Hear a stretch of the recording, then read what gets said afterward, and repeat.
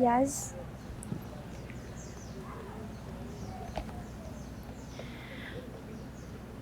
Malapit na mag-graduation. Don't you think we should just leave the past behind para makamove on na tayo?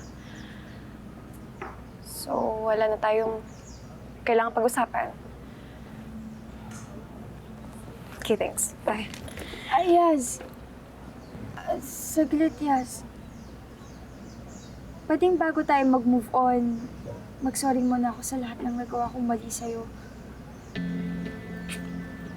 Nasaktan lang naman talaga kasi ako sa lahat ng nangyari.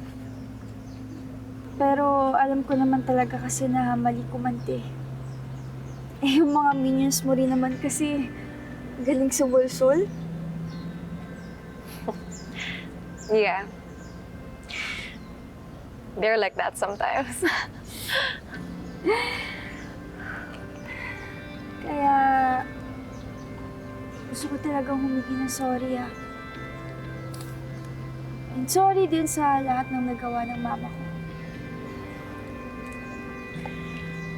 Actually, Bekang, no.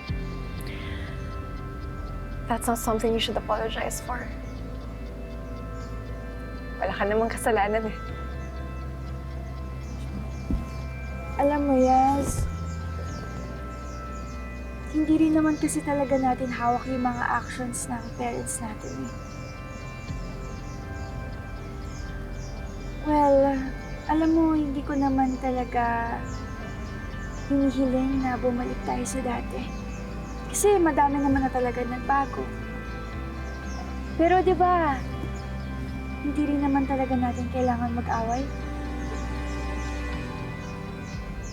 Kaya truce.